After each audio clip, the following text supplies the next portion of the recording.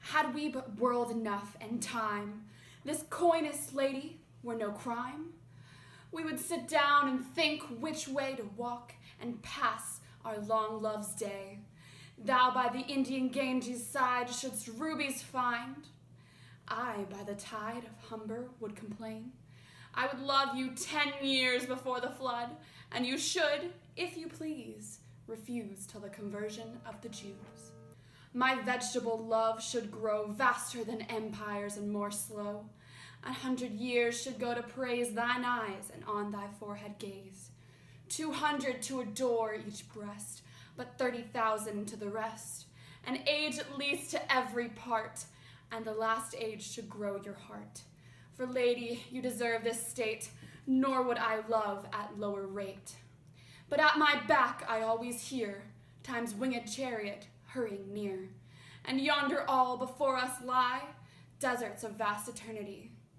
Thy beauty shall no more be found, nor in thy marble vault shall sound my echoing song. Then worms shall try that long-preserved virginity, and your quaint honor turn to dust, and into ashes all my lust.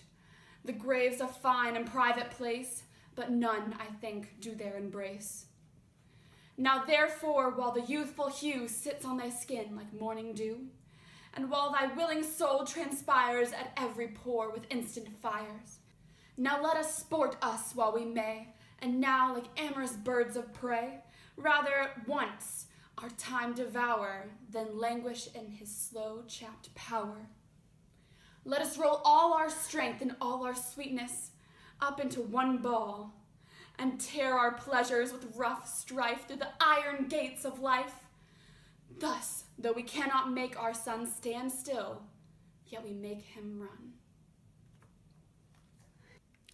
Okay, so the first thing we want to look at is the title to his coy mistress, and this tells us that there's probably going to be some kind of romantic relationship between a woman and a man, and the word mistress brings some scandal into it, but we don't know whether that's going to come through on the rest of the poem. So this poem is divided into 3 main parts. So on this first read through, we're going to look for any rhetorical devices used. So the first thing is here where the speaker makes a biblical reference. I would love you 10 years before the flood, and you should, if you please, refuse till the conversion of the Jews. And this really emphasizes how long the speaker wants to be with the woman, and it would be long enough for all these biblical events to take place. Then in the very next line, we have the first metaphor, my vegetable love should grow. Now, a lot of times vegetables are related to health and also take a long time to grow. So this again emphasizes how long the man wants to be with the woman and how good he would be for her. So then we see some personification down here with time's winged chariot hurrying near. So this is also somewhat of a mythological reference, since Apollo, the god of the sun, would ride across the sky every morning and night, raising and lowering the sun. And then we see more personification actually at the end of the poem, again with the sun. Thus, though we cannot make our son stand still, yet we make him run. Now, this third section also has a few similes in it. The first being, sits on thy skin like morning dew. And this is just really a compliment to the woman about how youthful and wonderful she looks. And then another simile, like amorous birds of prey, which brings some violence into their relationship. That is another theme you see in this third section. So now that we've read through it, we can go back to Soapstone. So the speaker is the man pursuing the relationship with the woman. The occasion is implied that the woman is rejecting him with her coyness, and so the audience is her. And the poem's purpose is to convince her to have a relationship with him. So for subject, each section of the poem has a slightly different subject.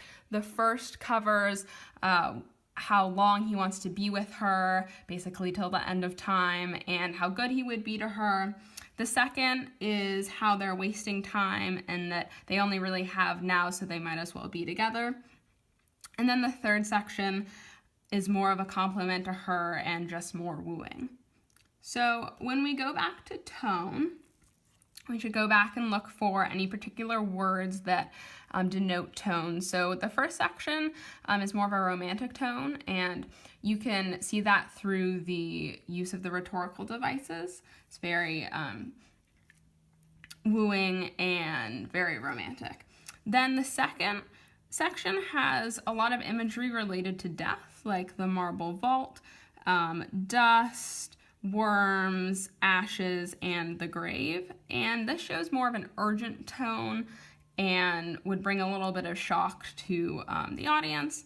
And then the last section goes back to romantic with the similes and the compliments to the woman, but also has words like power, devour, sweetness, and pleasure, which denotes more of a passionate or and brings in some of the urgency as well from the second section.